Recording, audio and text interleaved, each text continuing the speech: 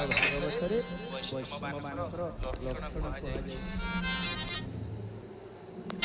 ତେବେ ଶୁଣନ୍ତି, କାଲି ଆମେ ଶୁଣୁଥିଲେ ନା ମହାରାଜ କହୁଥିଲେ ପୁଅ ବଢିଆ ପଡୁଛି, ଭଲ ଅଛି, ସବୁ ଭଲ, କିନ୍ତୁ ବାପା କଥା ଶୁଣେ ନାହିଁ।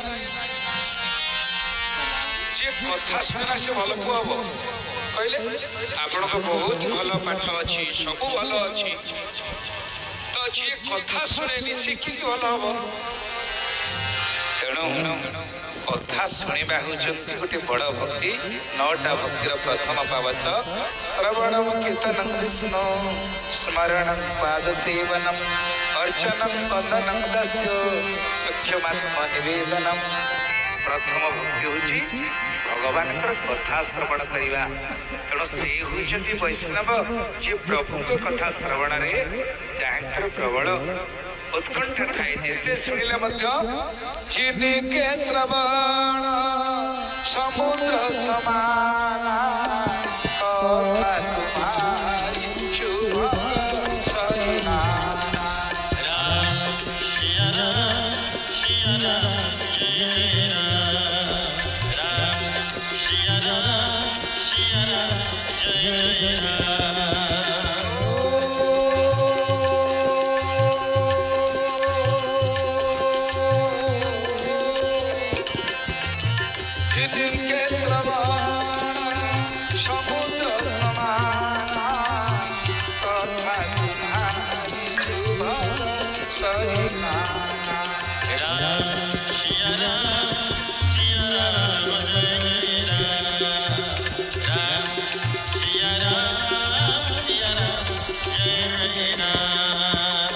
सच्चिदानंद भगवान की जय। श्रवण समुद्र समाना कथा तुम्हारी सुभग सरी नाना। भगवान अमृतमय कथा को जदि नदी बोली चिंता करिबा, जहाँ कानटा समुद्र भलिया हेतुबो।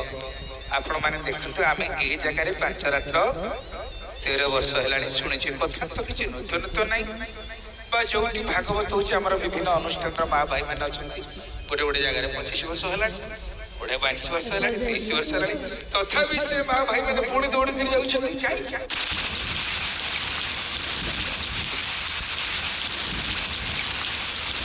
जे पाठ्यरे मध्य सही समान पाठ्यर ता भीतर भी चेंज नाही, तथापि काई आछंती कोन कारण?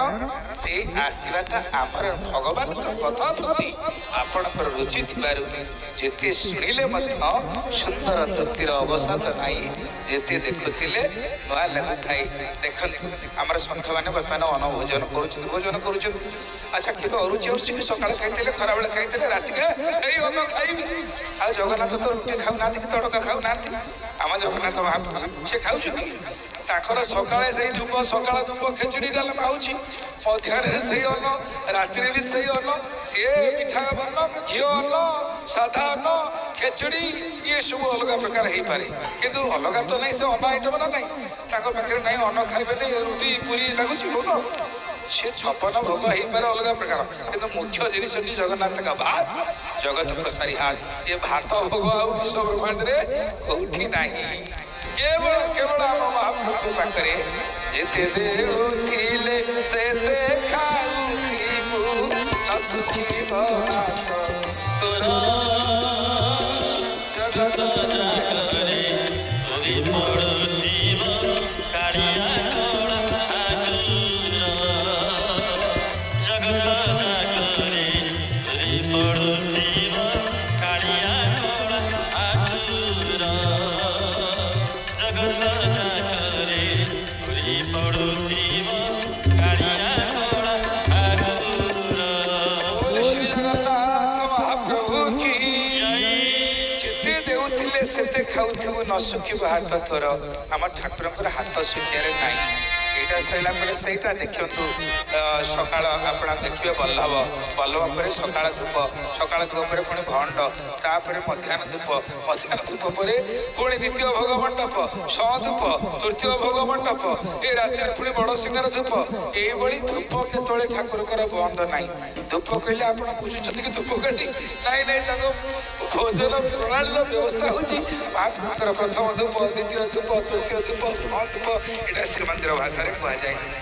ତେଣୁ ଆମ ଭୋଜନ ଇଏ ହେଉଛନ୍ତି ଭୋଜନ ସ୍ଥାନ। କାହିଁକିନା ସେ ଗାଧାନ୍ତି ଗୋଟିଏ ଜାଗାରେ। ବଦ୍ରୀନାଥ ଯେମିତି ଆପଣ ଦେଖିବେ ରାମେଶ୍ୱର, ବଦ୍ରୀନାଥ, ଦ୍ୱାରିକାନାଥ ରହିଛି, ତାପରେ ଜଗନ୍ନାଥ, ଇଏ ଚାରୋଟି ଯାକ ସ୍ଥାନ ହେଉଛି ପ୍ରଭୁଙ୍କର ନିଜ ସ୍ଥାନ। ସେ ଗୋଟିଏ ଜାଗାରେ ସ୍ନାନ କରନ୍ତି ଯେମିତି ରାମେଶ୍ୱର, ତାପରେ ବସ୍ତ୍ର ପିନ୍ଧନ୍ତି ଦ୍ୱାରିକାରେ। ଭାରି ଶୃଙ୍ଗାର ପ୍ରିୟ ହେଉଛନ୍ତି ଦ୍ୱାରିକାଧୀଶ। ବସ୍ତ୍ର ପିନ୍ଧି ସାରିଲା ପରେ ଭୋଜନ କରିବେ କୋଉଠି? ଦୌଡ଼ି ଆସନ୍ତି ଏଇଠିକି। ଭୋଜନ କରି ସାରିଲେ 6 ମାସ ଟିକେ ରେଷ୍ଟ ଦରକାର। ସେ ଯାଆନ୍ତି କୋଉଠି? ବିଶାଳ କ୍ଷେତ୍ର ବଦ୍ରୀନାଥରେ ଧ୍ୟାନ ମୁଦ୍ରାରେ। ଦେଖିବେ ଯଦି ବିଶାଳ ବଦ୍ରୀନାଥ ଠାକୁରଙ୍କୁ ସେ ଧ୍ୟାନ କରି ବେକ ବଙ୍କା ହେଇଗଲାଣି ତାଙ୍କର।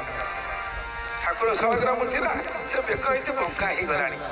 ତେଣୁ ଇଏ ସାରା ସାଗର ପୃଥିବୀ ତ ତାଙ୍କ ଶରୀର, ସେ ହିଁ ଆସନ୍ତି, ସେ ହିଁ ଲୀଳା କରନ୍ତି। ତେଣୁ ସେ ଦୃଶ୍ୟ, ସେ ଦ୍ରଷ୍ଟା, ସେ ଯଜ୍ଞ, ସେ ହୋତା, ସେ ଅଧୈର୍ଯ୍ୟ, ସେ ଆଚାର୍ଯ୍ୟ, ସେ ଯଜ୍ଞର ସମିତ, ସବୁ କିଛି ବୁଝିବାକୁ ଗଲେ ସବୁ ସିଏ। ତେଣୁ ବୈଷ୍ଣବ କିଏ ଯେ ସବୁଦିନେ ଭଗବାନଙ୍କ କଥା ଶ୍ରବଣ କରେ। ଶ୍ରବଣ କଲେ ଆମର ଲାଭ କ'ଣ ହବ? ମହାପ୍ରଭୁଙ୍କର ଘୋଷଯାତ୍ରା, ଲକ୍ଷାଧିକ ଲକ୍ଷ ଲକ୍ଷ ଭକ୍ତମାନଙ୍କର ଆଗମନ। ଅନେକ ଜାଗାରେ ବି ସତ୍ସଙ୍ଗ ଚାଲିଛି, କିନ୍ତୁ ଆମେମାନେ ଭାଗ୍ୟବାନ ଅଛେ ମହାପ୍ରଭୁଙ୍କ କୋଳରେ ବସିଛେ, ଶରଧା ମଣ୍ଡପରେ ବସିଛେ, ଶରଧା ବଲିରେ ବସିଛେ, ନାକଚଣ ଦ୍ୱାରରେ ରାଧାବଲ୍ଲଭ ସତ୍ସଙ୍ଗରେ ବସିଛେ ଆମେମାନେ। ଏ ଭାଗ୍ୟ ବହୁତ ଇଏ। ଆଉ ବଡ଼ଦାଣ୍ଡ ଅଛି, ଶ୍ରୀକ୍ଷେତ୍ର ଅଛି, କିନ୍ତୁ ଇଏ ହେଉଛି ମହାପ୍ରଭୁଙ୍କର ଆବିର୍ଭାବ ସ୍ଥଳୀ। ଯଜ୍ଞ ମଣ୍ଡପ, ଆଟପ ମଣ୍ଡପ, ମହାପ୍ରଭୁଙ୍କର ଜନ୍ମସ୍ଥାନ ଗୁଣ୍ଡିଚା ମନ୍ଦିରରେ ଆମେ ବସିଛେ, ମହାପ୍ରଭୁଙ୍କର କଥା ଆସ୍ୱାଦନ କରୁଛେ। ତେଣୁ ମା ବାପା ମାନେ କଥା ଶ୍ରବଣ କଲେ କ'ଣ ହୁଏ? ଅତି ବଡ଼ି ଜଗନ୍ନାଥ ଦାସ କହୁଛନ୍ତି, ଶ୍ରବଣେ ପଶି ମୋର କଥା